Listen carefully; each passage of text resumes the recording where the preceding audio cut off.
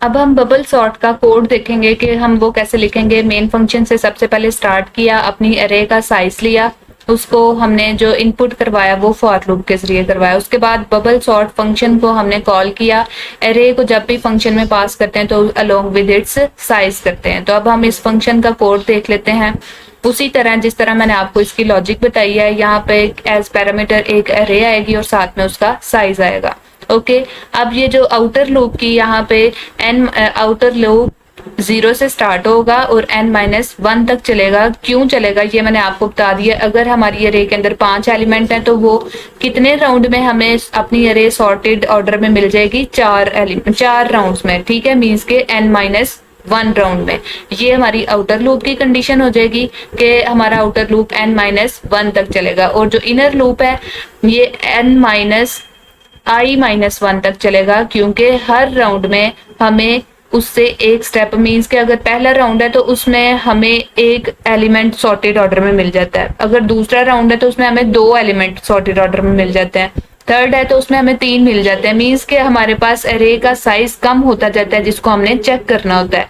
और यहाँ पे फिर ये जो जे लूप है ना, ये कंपेयर ही करता है, यही चेक करता है क्या मेरा एलिमेंट जो है ना अगले एलिमेंट से छोटा है या बड़ा है। ठीक है, इसलिए यहाँ पे हम यहाँ पे कंडीशन लगा रहे हैं n-i-1। तो हम चेक कैसे करते हैं?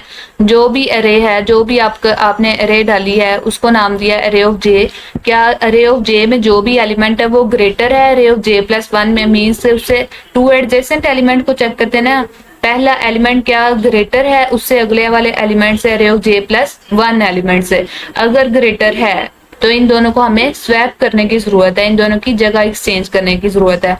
तो मीन्स के हमने अरे ऑफ जे को डालना है, तो हम इसी को हम टेम्प एक वेरिएबल में डाल देंगे अरे ऑफ जे को, और अरे ऑफ जे में डाल देंगे अरे ऑफ जे प्लस 1, और अरे ऑफ जे प्लस 1 में हम डाल देंगे ये टेम्प। इस तरह करके हम अपनी स्वैपिंग करते हैं।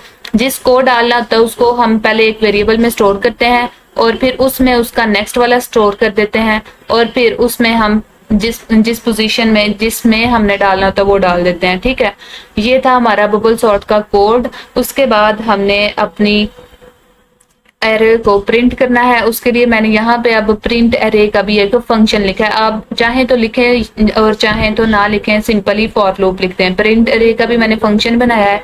एरे को करना है तो array along with its size as parameter must जाएगी, और इसमें सेम वही काम है, 0 से n तक एरे को रीड करो और उसको सी आउट करा दो एरे के अंदर जो भी है। ठीक है, ये हमारे पास क्या आ जाएगी? सॉर्टेड ऑर्डर में एरे आ जाएगी। अब इसे हम कंपाइल करके देखते हैं।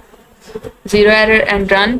एंटर द साइज ऑफ अरे 5 अगर मैं डालती हूँ तो एंटर अरे एलिमेंट्स, मुझे कोई भी अनसॉर्टेड एलिमेंट्स डालने की जरूरत है। 1 and 8 सॉर्टेड अरे हमारे पास आ चुकी है। आप देख सकते हैं कि 1 3 6 8 9 ये सॉर्टेड ऑर्डर में है। ये हमने कैसे सॉर्ट किया? By using the bubble sort.